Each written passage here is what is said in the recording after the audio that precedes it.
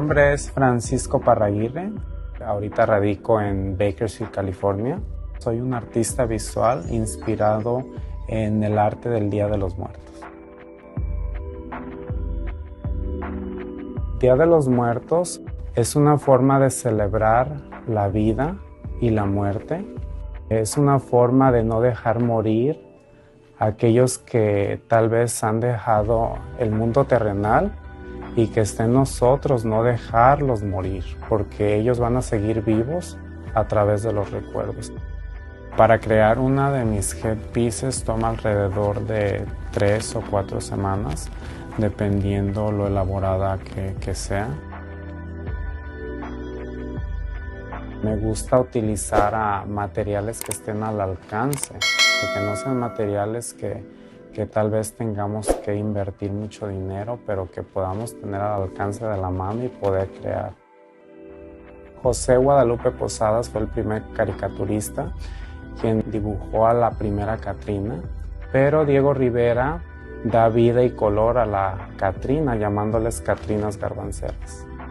Es uno de los personajes más representativos de nuestra cultura en una de las tradiciones más importantes de mi país.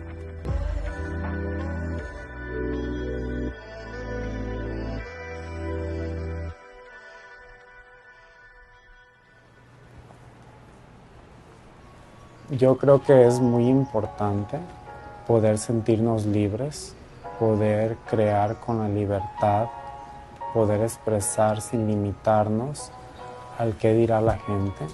Entonces voy a empezar primero con mitad de tu cara, entonces voy para atrás.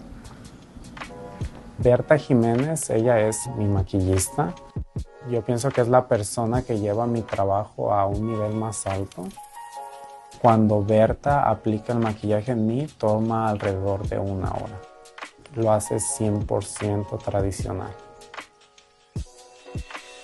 Yo he creado a Catrina Divina, un personaje que está alejado de su país, de su ciudad. Y para mí mostrar eso a las personas que tal vez es imposible regresar a su país, regresar a vivir esos momentos tradicionales, esa es la máxima felicidad que yo como artista puedo sentir. Cuando estoy creando, pienso que ahí es donde quedan mis sentimientos, mis emociones, todo queda impregnado en mi trabajo artístico y el sacarlo al público en ese personaje transmite ese sentimiento hacia las personas.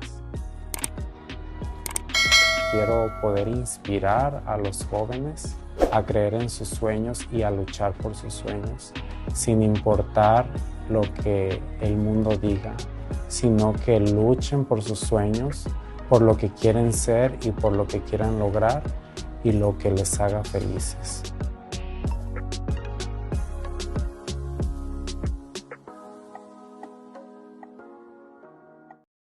Most of the time as an artist, you don't have that many people that believe in you, and you really are going to need to hold on to that belief.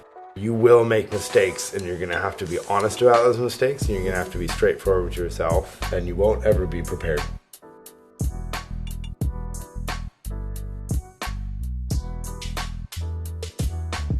I'm Blair.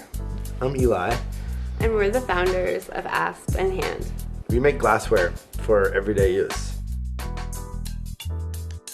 The way that I blow glass is about 500 years old. In the early days when we were coming up with our first color combinations or finding the forms, we try to pull from those really ancient roots. Understanding tradition, working safely within it, but not working within the cage of tradition. You know, in some ways creating our own tradition, creating a space where we're making it this way with all of this knowledge. And I think we really wanted the aesthetic to come before the technique. And so some of our techniques are a little funky. They're a little controversial in the glass world.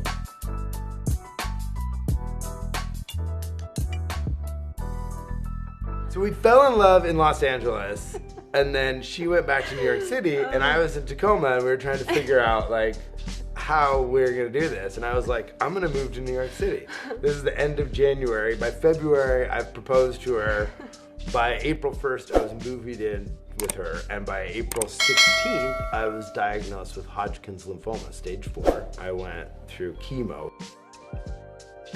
After Eli was sick, we had 2 beautiful baby girls, Smokey and Francis. Smokey was maybe a year old when I was diagnosed with oral cancer. I had a tumor sort of right here in my neck, in the very back of my mouth. It was during the radiation period that I was really affected most. And the cups became sort of my salvation. I was deriving comfort from feeling connected to them. That kind of experience really propelled me to feel confident enough to start the business. You share a cup with your family. Yeah. And, making cups for you that you were designing, it just really felt like it was for that moment, for your sickness, for your wellness. And even kind of under duress in some ways, brought us really closer. It was really important to be there for each other. I think that's something that cancer has planted in us, is a real desire to slow our roll and just really try to be in the moment and appreciate it all. The name is very much a reminder that anything can happen.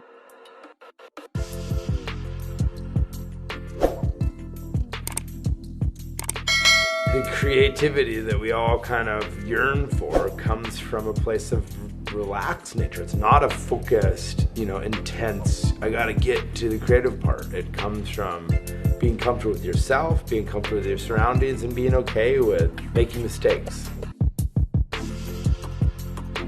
There's no way you can move to Bellingham, Washington and start a glassware company that you want to do direct retail from without Instagram. A real conversation can have a real connection where it's not filtered through some other medium.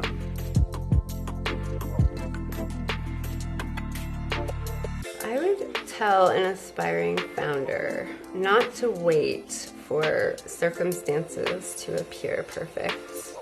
Start building your dream. Time's a wasting. The world needs what you're passionate about.